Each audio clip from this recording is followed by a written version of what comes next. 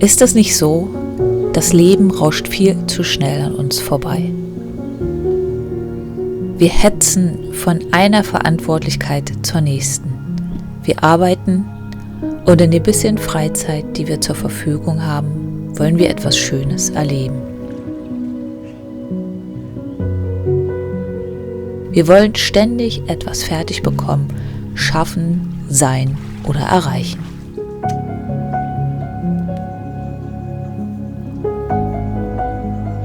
Bei all dem verlernen wir im Laufe der Jahre einfach mal nur zu sein.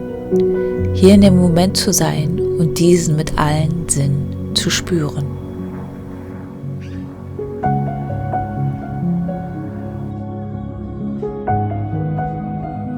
Vielen fällt es schwer, sich Pausen zu gönnen, ohne ein schlechtes Gewissen zu haben.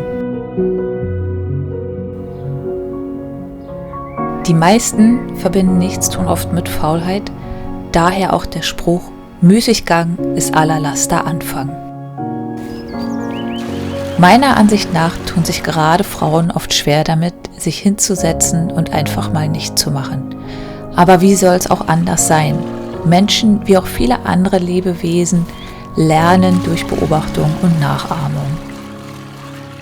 Wenn die Frauen in der Familie immer nur am Machen sind, übernehmen Kinder oft diese gleichen Verhaltensmuster. Erst muss alles aufgeräumt und fertig sein und danach kann ich mich ausruhen, hat ganz sicher viele Generationen geprägt. Durch all den Stress und die permanente Reizüberflutung sind wir oft gar nicht mehr in der Lage, uns an Kleinigkeiten zu erfreuen. Uns entgehen so viele Momente, die wir mit wenig Aufwand und finanziellen Mitteln zu etwas ganz Besonderem machen können.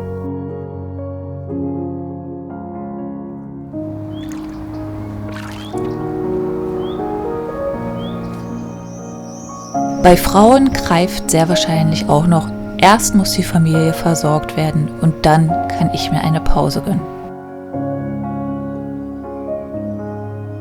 Je älter man allerdings wird, umso schwieriger wird dieses Konzept. Im Alltag des Erwachsenen angekommen, muss man sich meistens bewusst für Pausen und Phasen der Regeneration entscheiden und entsprechend diese Zeit blocken. Müßiggang bezeichnet das Aufsuchen der Muße oder in anderen Worten der Gang in eine von Pflichten befreite Zeit.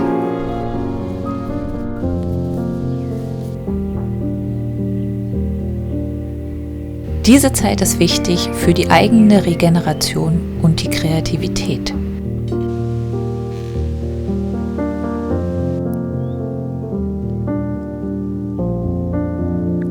Also, so müde.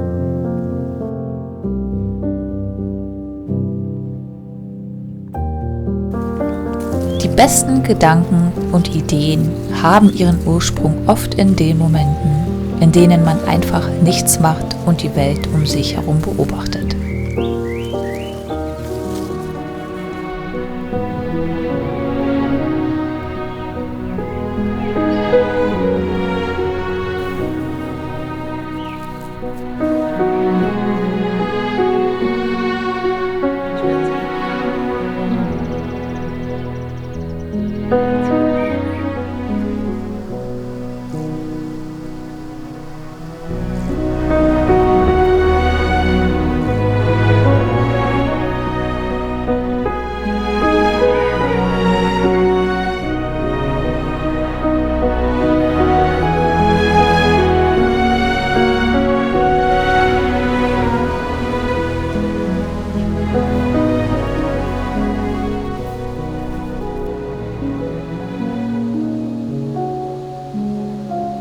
Natürlich gehört zum Leben auch immer die Arbeit.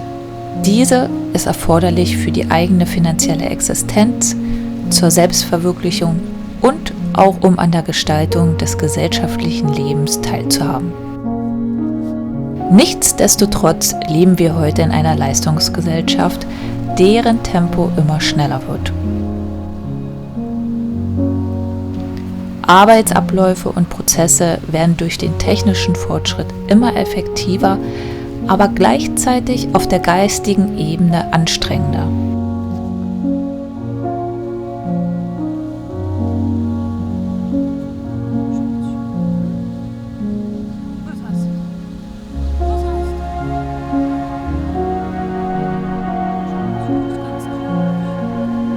Mit dem Geist ist es allerdings wie mit dem Körper. Arbeite ich körperlich schwer, muss es auch Phasen geben, in denen sich der Körper wieder erholen kann. Ist bei der Arbeit viel der Geist und Verstand gefragt, gilt hier das Gleiche.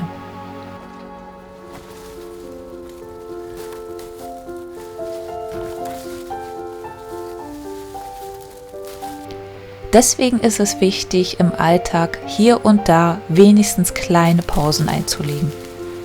Ein kleiner Spaziergang in der Natur kann schon den Unterschied machen.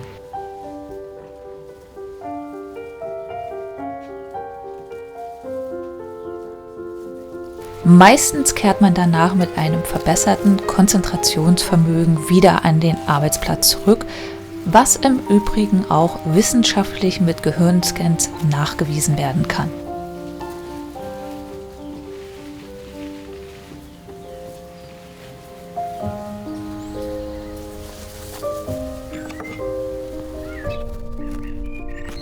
Ich persönlich finde den Sommer ideal, um sich der Muße hinzugeben.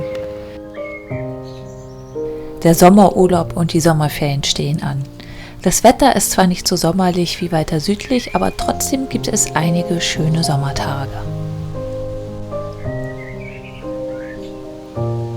Ich habe mir angewöhnt, im Sommer nicht mehr zu verreisen und die heißen Tage in meinem Garten zu verbringen.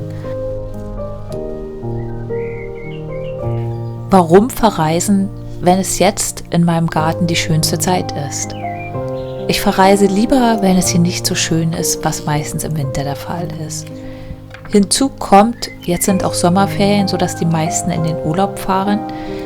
Da ich jemand bin, die es ruhiger mag und mich Menschenmengen eher stressen, würde ich mir gar keinen Gefallen tun, in der Hauptsaison in eine Touristenhochburg zu fahren.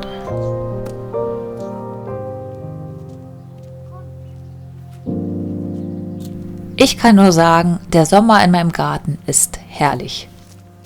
Supi, hast du toll gemacht.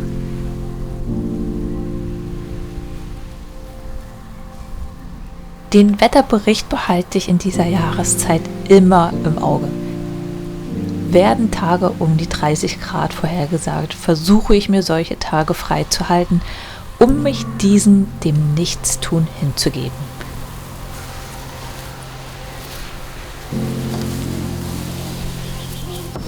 Ich liebe es dann, in meiner Chill-Area zu liegen und das Leben einfach mit allen Sinnen wahrzunehmen.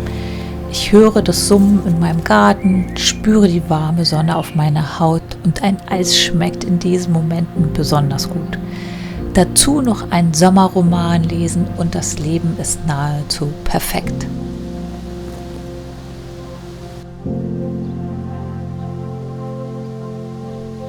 Solche Sommertage sind so unglaublich kostbar für mich, weil wir in Deutschland eben nur eine Handvoll im Jahr davon haben.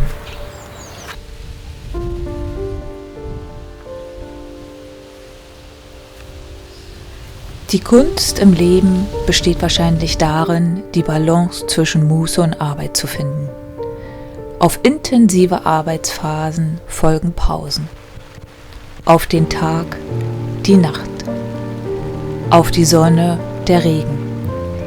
Auf den intensiven Frühling und Sommer folgen der Herbst und der Winter, in denen man sich zurückziehen und erholen kann.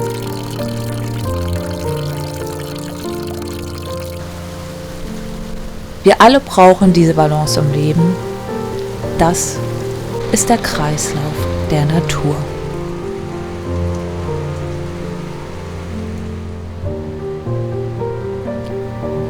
Ich wünsche dir, dass du immer gut auf dich achtest und dir Pausen im Alltag nimmst. Und seien sie noch so klein, sie machen den Unterschied.